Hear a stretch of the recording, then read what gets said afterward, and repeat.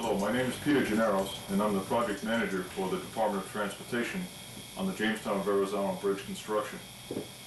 Although you have seen a lot of the work going on between Saunderstown and Connecticut Island, you may not have seen some of the behind-the-scenes work that's taking place over at Davisville. The plant at Davisville is where the precast span segments are fabricated for eventual barging down to the bridge site and lifting into place as part of the final construction.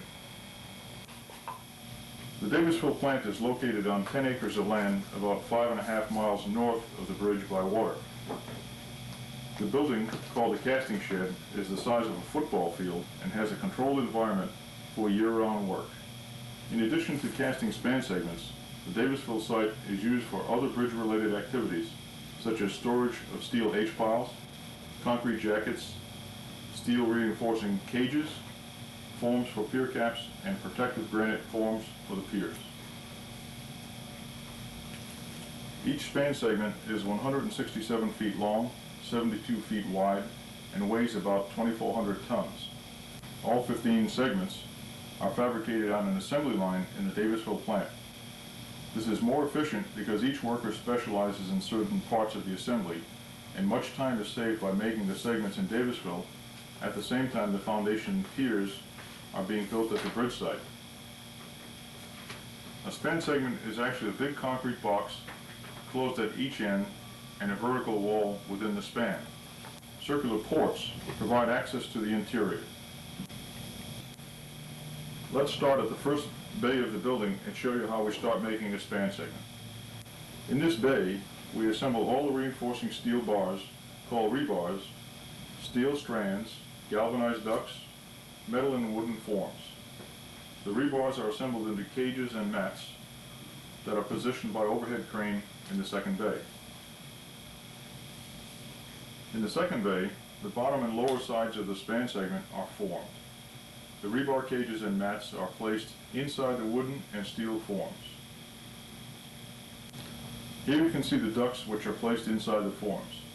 Steel strands are run through the ducts and tensioned with hydraulic jacks later.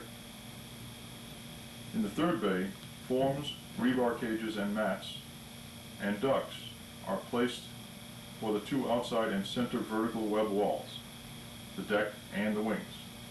The next phase is placement of concrete in the lower section in the second bay and the upper section in the third bay. Concrete is delivered continuously by a fleet of trucks to a hopper located outside the casting shed. The concrete is tested as it arrives to make sure that it has been mixed exactly to specification. The concrete is then pumped inside the building through pipes to a flexible hose on a movable arm.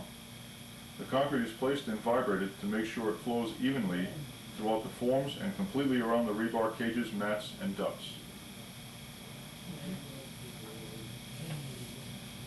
A finishing machine is then brought into position to provide a uniform surface. A 3-inch latex modified concrete overlay will be applied at the bridge site to completely waterproof the deck surface. The completed section is moved into the fourth bay to continue curing. End closures are also cast. Each span is made up of 3 sections, 55 foot, 8 inches long, which are joined together with more groups of strands, or tendons, to make a single 167 foot long section. The spans are 72 feet wide at this point. Another foot on each side will be added as part of the sidewalk at the bridge site. Groups of strands which run across the deck every 2 feet and longitudinally within the web walls are tensioned with hydraulic jacks.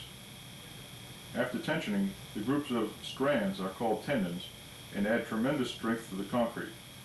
The ducts, which the tendons run through, are later filled with a mixture of cement and water called grout to protect the tendons against corrosion. The spans are moved along using hydraulic pushers in the casting shed and outside on a rail system. The rail system is also used for storage of completed spans.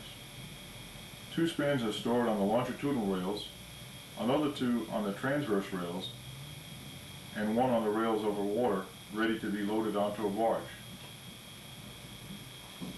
The span on the rails over the water is ready to be moved to the bridge site on a barge. Ballast tanks in the barge are filled so that the barge can be moved under the segment at low tide. When the tide rises, the ballast tanks are emptied and the barge rises to lift the span off the rails. 2 tugs guide the barge on the 5.5-mile trip to the bridge. You have seen how the 15 span segments are made and brought by barge into position between the piers. After each 2,400-ton span is lifted into position with 6 1,000-ton hydraulic jacks, they are joined to adjacent segments by closing the space between the spans with concrete and holding the segments together with tendons. Many of the deck details, like railings, barriers, curbing, and lights, will be added after the spans are in place. We hope that you have enjoyed your behind-the-scenes visit to Davisville.